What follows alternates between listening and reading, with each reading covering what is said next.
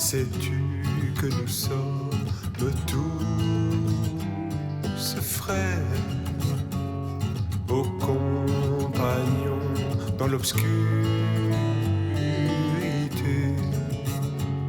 Ravivons nos flammes aux paroles des mères, qu'elles soient le pain du partage,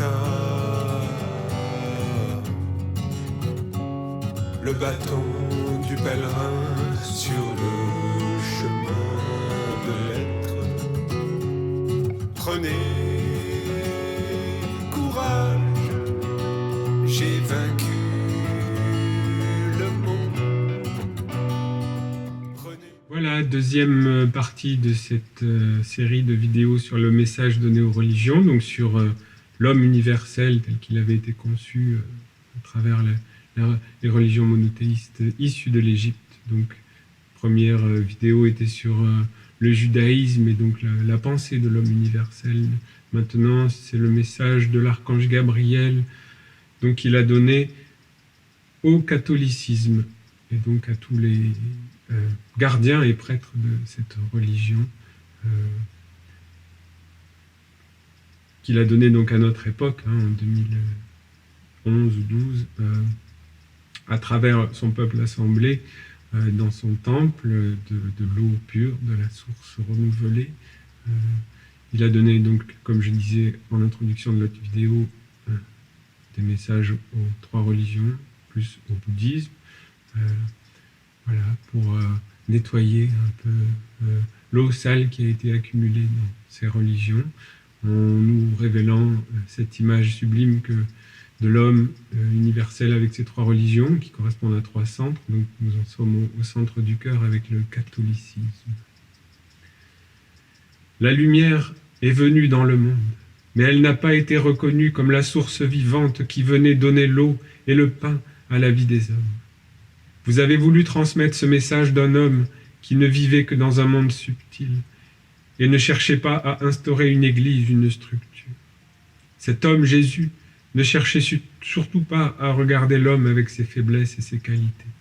Il voulait avant tout le conduire à ouvrir ses yeux et à tourner son regard vers le monde de l'esprit. Ce que vous avez fait durant tous ces siècles a été une abstraction grande, qui a conduit l'humanité aujourd'hui à ne plus avoir de consistance, ni de sagesse, ni de science, ni de vérité. Votre Église a conduit l'âme à l'inverse de ce que votre Maître a apporté. Vous avez conduit toute cette sagesse et cette vision supérieure de la vie dans le soutien de l'homme mortel. Vous avez créé des structures physiques. Vous avez conduit l'homme à devenir une brebis dans le but d'une conversion et d'une multiplication, comme dans cette parole prophétique de multiplier les pains en une multitude de pains. Jésus vous a transmis la parole de Dieu, mais vous avez cherché uniquement ce que vous pouviez en tirer comme bénéfice pour avoir une vie gratifiante, ce qui vous a mené à vous retrouver dans un paradis hypothétique. Vous avez éloigné l'homme de la lumière parce que vous avez mis la foi au centre de tout comme une abstraction tellement grande que rien ne peut la définir. Pas plus qu'on ne peut définir le channeling de tous ces spiritualistes qui se permettent de parler de la lumière sans l'incarner véritablement. Moi, Gabriel, je vous dis qu'il n'y a plus qu'un chemin pour vous aujourd'hui. Reconnaître que vous avez mal compris l'enseignement que vous avez transmis. Vous l'avez compris d'une façon humaine et l'avez orienté uniquement vers une vie humaine, en croyant que cette religion permettrait aux hommes de se multiplier et de multiplier le bien. Mais avec votre foi aveugle, vous n'avez fait que générer un engrais beaucoup plus important pour tous ceux qui voudraient y mettre leurs semences, mais rarement pour un bien véritable, souvent même pour le contraire. La seule chose que vous pouvez faire est de reprendre les paroles de votre maître et de les conduire dans un monde qui n'est pas enfermé et limité à celui de l'homme.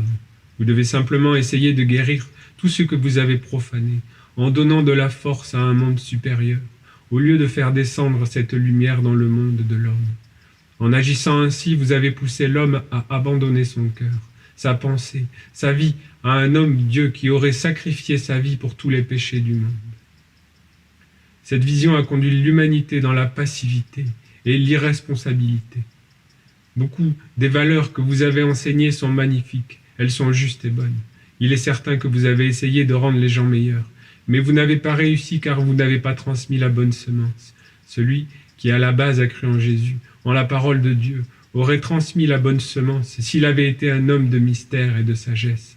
Mais la pomme était déjà tombée de l'arbre, la fleur était déjà fanée et en train de mourir. Ainsi vous n'avez transmis à l'humanité qu'un fruit gâté, et vous avez conduit les hommes à vouloir honorer un arbre qu'ils n'atteindront jamais, puisque ses fruits sont déjà dans la décomposition. Il est évident que votre dette est énorme aux yeux du monde divin. Le sang que vous avez fait couler au nom de Jésus, les erreurs par acharnement que vous avez commises, l'ignorance que vous avez suscitée chez les hommes sont autant de dettes que vous avez accumulées et qui vous ont coupé de la lumière. Néanmoins, il est certain que si vous n'aviez pas construit un monde avec l'enseignement du Maître Jésus, il n'existerait plus. On ne connaîtrait plus ses paroles. En cela, votre œuvre est bonne et a eu sa raison d'être. Vous avez été fort et assez convaincu pour apporter la lumière et essayer de transmettre ce message qui était supérieur à la vie de l'homme. Aujourd'hui, vos hiérarchies sont éteintes et la vie n'y est plus. Alors vous devez accepter soit de mourir physiquement dans votre structure, soit de mourir spirituellement, en renonçant à vos interprétations erronées et en conduisant toutes les paroles de votre Maître vers un monde supérieur. Vous pourriez vous associer avec la vie qui est présente aujourd'hui, vous unir avec elle de façon à élever les hommes, non pas dans une foi et une croyance aveugle, mais dans l'amour d'un savoir qui veut et permet de comprendre les choses. Il ne sert à rien d'apprendre un texte sacré si l'amour du mystère n'est pas là. Si l'amour du mystère n'est pas là. Soyez bénis pour avoir donné un corps à une tradition, même si elle n'est pas ce qu'elle devait être. Mais sachez que l'Église a une dette qui sera difficilement effaçable, et qu'elle ne pourra jamais apporter la paix, la sérénité et le bonheur. Voilà encore un message intense de l'archange Gabriel à une religion qui a fini son cycle de vie et qui refuse et qui s'accroche à ses acquis et qui refuse d'entrer dans la vie, dans le fleuve de Gabriel. L'archange, c'est intéressant parce qu'à chaque fois, donc, il est très, c'est le père de l'humanité. Il est comme un père. Il est très dur, il est très direct, mais il apporte la bénédiction pour les œuvres accomplies. Il reconnaît, il sépare ce qui a été utile, ce qui a fait un bien, et après il applique les lois. Il explique les lois, les dettes. Donc parler de la lumière, être un prêtre, c'est vraiment un sacerdoce incroyable. Nous vivons dans notre tradition essénienne les mêmes choses que ce qu'il se passe dans toutes ces religions. Nous y assistons en direct. Nous avons eu un maître qui est venu renouveler la vie et la tradition de l'eau pure. Et il y a une partie qui forme une église sectaire, il y en a qui usurpent tout et qui mettent des copyrights. Enfin, il y a de tout dans la tentation des disciples. C'est des mondes, en tout cas, qui animent les disciples. Et effectivement, moi, la chose qui m'a sauté aux yeux le plus fort, c'est à quel point les humains se font attraper par ce besoin de garder ce qu'ils ont acquis, une fois qu'on est devenu un prêtre, on ne pourrait pas accepter que non, les choses ont changé. Une fois qu'on a une famille, une maison, on devient peut-être plus instinctif pour protéger tout ça. Et bien, l'initiation, quand elle vient, qu'elle demande de la souplesse, ça ne pardonne pas. Voilà, en tout cas, belle digestion de ce message à tous nos frères chrétiens, que les paroles du Maître puissent fleurir en chacun.